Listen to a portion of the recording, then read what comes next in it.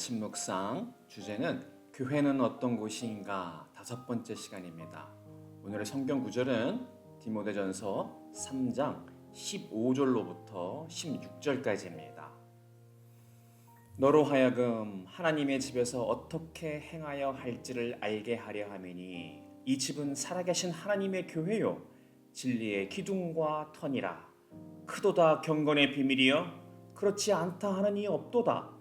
그는 육신으로 나타난 바 되시고 영으로 의롭다 하심을 받으시고 천사들에게 보이시고 만국에서 전파되시고 세상에서 믿음 바 되시고 영광 가운데서 올려지셨느니라.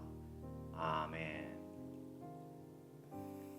경험해 보지 못했던 팬데믹이 지나고 다시 일상이 회복된 지 1년여가 되어가고 있습니다.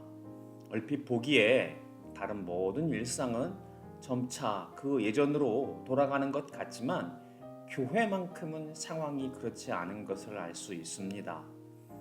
얘기했던 바와 같이 여러 통계나 기사에 의하면 교회나 교인이 적게는 30%에서 반절 이상이 줄었다고 합니다. 이제는 더 이상 사람을 만나기 위해 교회에 가는 시대는 아닌 것입니다. 예전에는 공동체를 형성하는 게 쉽지 않았기에 교회에 나가서 사람들을 만나다가 복음을 듣고 구원을 받기도 했던 것이 사실입니다. 하지만 이제는 인터넷과 SNS를 통해서 얼마든지 자신의 취미나 선호, 성향에 따라 사람을 만날 수 있게 되었습니다. 심지어는 가상현실이라는 공간 속에 갇혀있는 사람들도 생기게 되었습니다. 오히려 교회 나가면 이거 해야 된다, 저것도 하자는 이 요구사항과 비용이 많이 든다며 거절하는 이들이 생겼습니다. 특히 자본주의 체제하에 사는 소비자 중심 사고방식과 물질 우선주의에 물든 현실 세대가 생각하기에는 교회의 가르침이나 성격이 자신들의 성격에 맞지 않는다라고 거부하는 세태가 되었습니다. 또한 세상의 풍속과 초등학문이라는 우상은 우리로 하여금 진리에 대한 상대주의와 다원주의에 물들게 하였습니다. 오늘 성경 본문인 디모데전서 3장 15절은 교회가 살아계신 하나님의 교회의 진리의 기둥과 터라고 단적으로 말하고 있습니다. 우리가 믿는 신앙은 오직 살아계신 하나님만의 절대 진리입니다. 그리고 교회, 우리는 그 기둥과 터라고 합니다. 세상 사람들은 이러한 절대 진리를 거부하고 진리가 때에 따라 맞을 수도 있고 틀릴 수도 있다는 식으로 상대적으로 생각합니다. 사실은 말이 되지 않는 이야기입니다. 맞을 수도 있고 틀릴 수도 있는 것이 어떻게 진리가 될 수 있습니까? 상황에 따라 변할 수 있는 것은 진리가 아니라 상황 논리일 따름입니다. 또 하나는 다원주의입니다. 진리에는 여기에도 있을 수 있고 저기에도 있을 수도 있고 여러 곳에서 발견할 수도 있다라고 주장합니다.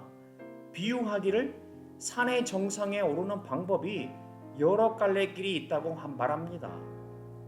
하지만 이 말도 어불성설입니다. 우리는 지금 그저 세상이 말하는 어느 지식이나 논리, 정상에 이르고자 하는 것이 아닙니다. 천지 만물을 창조하신 살아계신 하나님의 교회의 진리를 말하는 것입니다. 우리를 구원하시기 위하여 십자가에서 피 흘려 죽으심으로 대신 죗값을 지불하시고 부활하여 다시 오셔서 우리의 구원을 완성시키겠다 약속하신 하나님의 아들을 믿는 진리를 말하는 것입니다. 이것을 오늘 디모데전서 3장 본문에서는 경건의 비밀이라 합니다. 이때 비밀은 영어로 시크릿이 아니라 미스테리입니다. 세상 사람들은 이해하지 못하지만 하나님의 택한 백성들, 예수 그리스도의 제자들은 안다는 것입니다. 세상에서 똑똑하다고 해서 아는 것이 아닙니다. 오직 하나님의 자녀만 안다는 것입니다. 사도들이 말씀을 전하였던 초대교회 시대에는 아직 교회가 공인되지 않아서 많은 박해와 핍박이 성도들에게 가해졌던 때였습니다. 심지어는 그로 인해 순교를 당하는 일도 많았습니다. 하지만 참된 성도들은 박해가 있을수록 더욱 믿음 안에서 강해지고 성령 충만하여 헌신되어져 갔습니다. 말씀으로 더욱 연단 가운데 하나님 나라의 소망을 가졌기 때문입니다. 오히려 기뻐한다 했습니다. 베드로전서 1장 6절부터 7절의 말씀을 보겠습니다. 그러므로 너희가 이제 여러 가지 시험으로 말미암아 잠깐 근심하게 되지 않을 수 없으나 오히려 크게 기뻐하는도다. 너희 믿음의 확실함은 불로 연단하여도 없어질 금보다 더 귀하여 예수 그리스도께서 나타나실 때 칭찬과 영광과 존귀를 얻게 할 것이니라. 물론 아직도 제3세계에서 박해 가운데 있는 교회들이 있지만 대부분의 서방 세계와 한국과 같이 복음이 전파된 지역에서 사는 이들에게 교회를 다닌다고 해서 박해나 핍박이 있지는 않습니다. 하지만 팬데믹이 지나가고 교회가 쇠퇴하며 교회에 대해 부정적인 시선을 보이는 이때에 우리는 다시 초대교회 교인들이 박해 가운데 오히려 더욱 강해지며 성령 충만하여 헌신된 모습을 사모해야 합니다.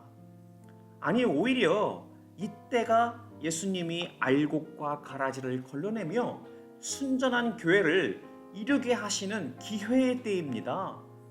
그렇게 우리는 초대교회 성도들처럼 서로 사랑하며 서로의 필요를 채우며 성령 충만하여 각자마다 맡기신 은사를 행하며 교회를 세우고 복음을 전하는 일에 더욱 사명자로서 힘써야 합니다.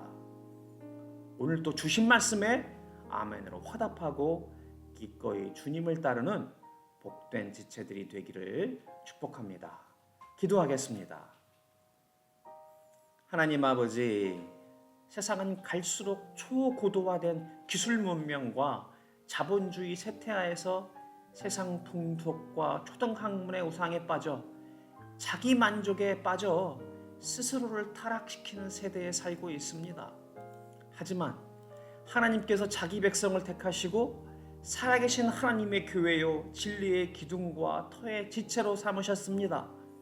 이제 이러한 세태 가운데 알곡을 모으시며 순전한 교회를 이루게 하시는 하나님의 섭리를 바라보게 하여 주시옵소서. 그리고 오직 경건의 비밀을 알게 된 자로 이 땅에서부터 하나님의 나라를 사는 복된 하나님의 자녀요 예수 그리스도의 제자가 되게 하여 주시옵소서. 오늘도 세상 가운데 담대히 맞서서 강하여지고 성령 충만하여 은사로 주의 몸된 교회를 섬기며 복음을 전하는 복된 지체들이 되게 하여 주시옵소서. 예수님의 이름으로 간절히 기도드립니다. 아멘. 오늘도 주신 말씀으로 묵상하며 기도함으로 하루를 시작하고 세상 가운데 승리하는 삶 살 수 있기를 축복합니다.